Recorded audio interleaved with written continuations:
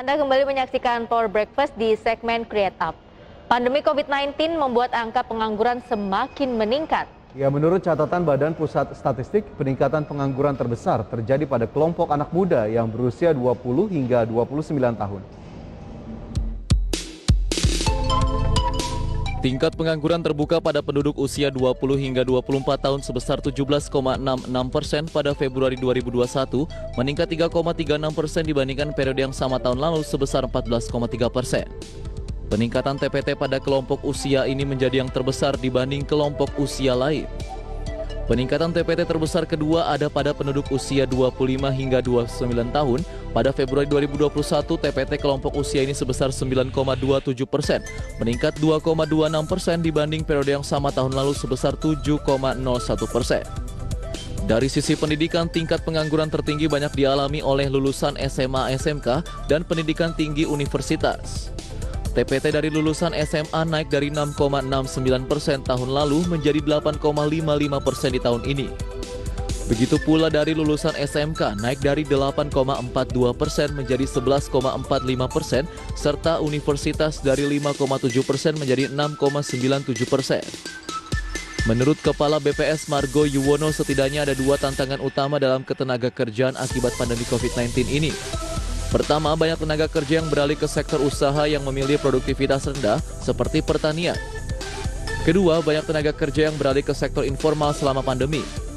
Penambahan ini membuat komposisi pekerja formal turun dari 43,36% menjadi 40,38%. Oke Fajar, nampaknya pandemi COVID-19 juga menambah angka pengangguran yang ada di Indonesia karena kesulitan ekonomi juga ya membuat perusahaan ini banyak yang melakukan PHK. Akhirnya menyebabkan angka pengangguran di Indonesia ini jadi menjamur, Fajar. Tapi untuk membahas lebih jauh topik kita di pagi hari ini sudah tersambung bersama Gifari Ismail, founder @Suja.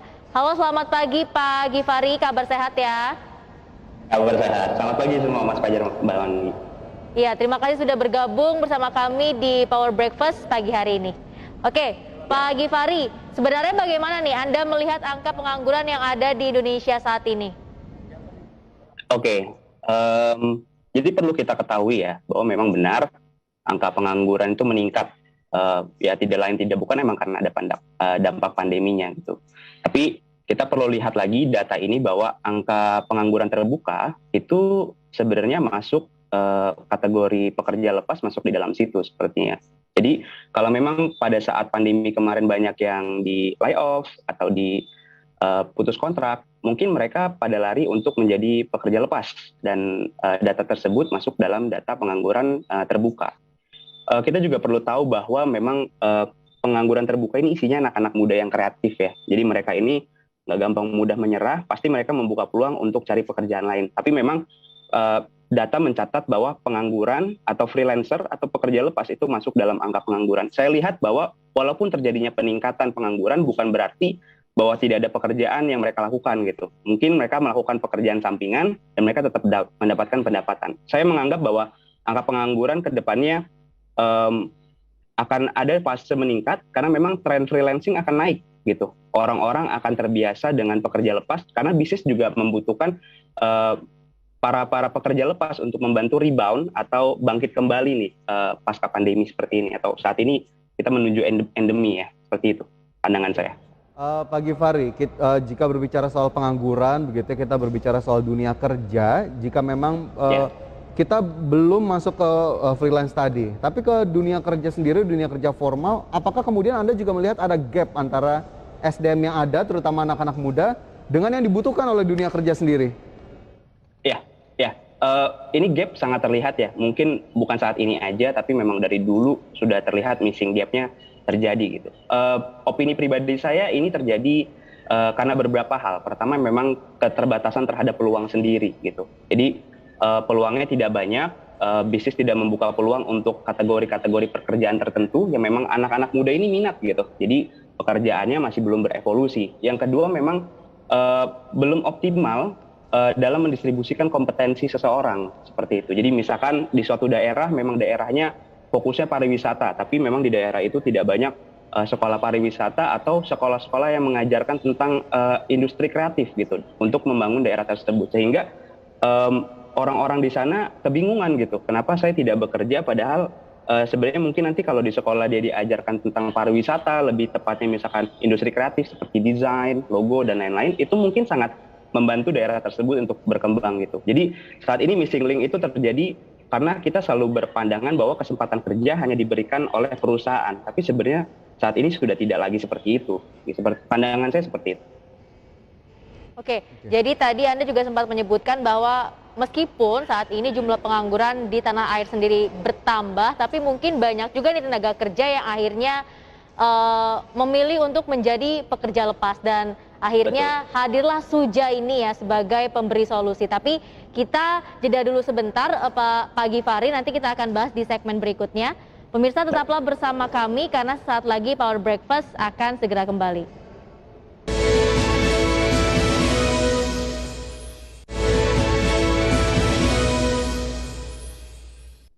Ya, Anda masih bersama kami dalam Power Breakfast dan masih bersama kami Pak Givari Ismail, founder at Suja.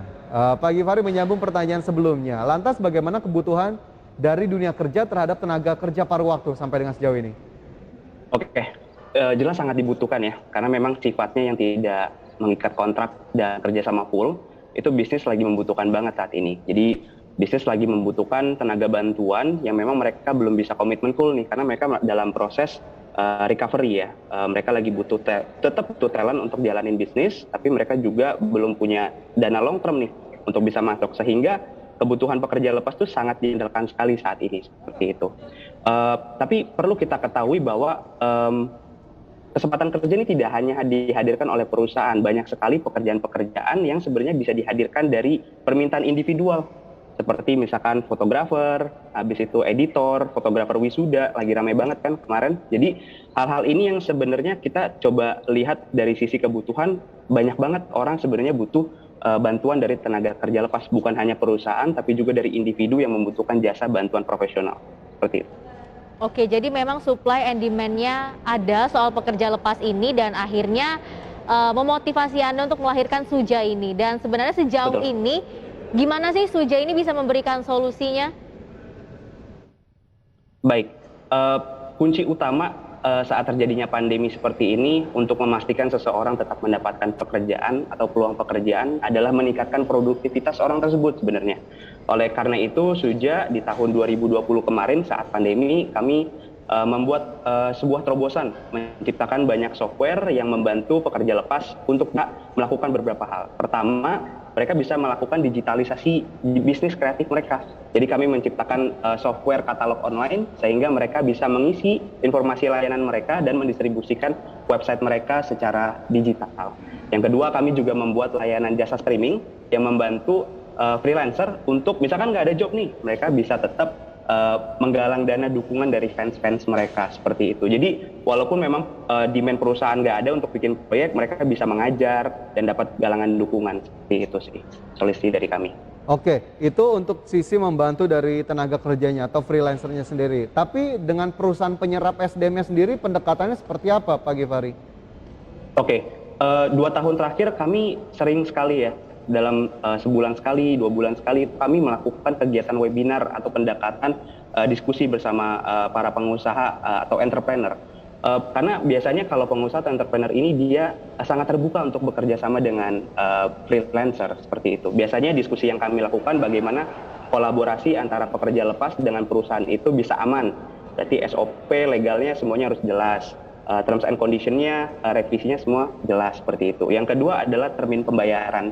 Biasanya dalam dunia pekerja lepas, tidak lepas dari termin pembayaran yang biasanya telat atau belum dibayarkan, seperti itu. Nah, Suja membantu mengakomodir itu, sehingga contoh pembayaran freelance dilakukan di depan melalui Suja, tapi setelah proyeknya selesai baru freelance dapat uang. Seperti itu. Jadi solusi yang kita hadirkan adalah membangun trust antara perusahaan dan pekerja lepas, sehingga perusahaan ingin bekerja sama dengan para pekerja lepas, walaupun itu bukan pekerja mereka.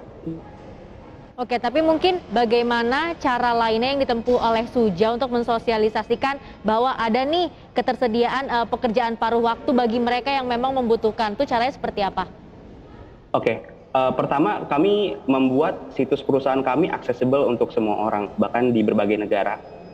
Kami membuat layanan kami itu dapat diakses sehingga orang bisa tahu lowongan-lowongan pekerjaan yang tersedia dari beberapa perusahaan yang telah bermitra dengan kami. Saat ini ada 800 freelancer aktif yang bekerja sama dengan kami, sahabat-sahabat freelancer, yang membantu perusahaan-perusahaan untuk aktif berinovasi di masa pandemi ini seperti itu. Jadi situs utama kami gunakan. Yang kedua grup di platform chat populer itu kami juga gunakan untuk bekerja sama dengan para freelancer seperti itu. Oke, jadi sudah ada ratusan ya.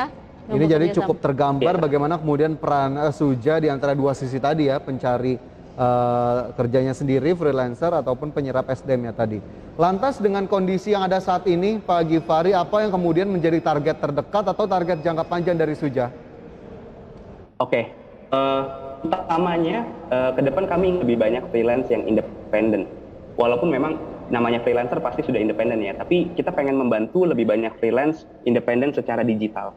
Jadi mereka lebih banyak punya website, mereka lebih gampang online, mereka kalau broadcast jasa mereka di sosial media itu dengan gampang, dengan simple, itu yang pengen kami lakukan. Target kami di tahun depan, kami pengen bisa mengakomodir 500.000 freelancer di Indonesia untuk aktif dan produktif membantu perusahaan ataupun individu yang membutuhkan jasa mereka, seperti itu. Oke, kita harapkan itu menjadi cepat tercapai, langkah-langkahnya bisa lebih lancar, lebih smooth, dan kita tentunya harapkan ini bisa membawa dampak yang positif bagi masyarakat dan juga perekonomian nasional. Pak Gifari, terima kasih banyak sudah bergabung pagi hari ini. Mohon maaf waktu kita sangat terbatas. Sukses dan sehat selalu. Terima kasih Pak Gifari. Sukses juga. Terima kasih, Sal. Ya pemirsa, 90 menit sudah kami menemani Anda dalam Power Breakfast. Lindungi keluarga Anda saat penularan COVID-19 semakin meningkat. Dan pemirsa, pandemi ini bisa kita lalui dengan patuh dan disiplin pada protokol kesehatan. Semua wajib pakai masker, karena masker dapat melindungi kita dan orang terdekat dari COVID-19. Gunakan masker secara benar dan ajak keluarga serta orang sekitar melakukan hal serupa. Salam sehat. Ya, dan semoga pembahasan hari ini dapat menjadi referensi dan sumber informasi untuk Anda. Tetap perbaharui informasi Anda hanya di IDX Channel, your trustworthy economic, business, and capital market channel. And see you in the morning.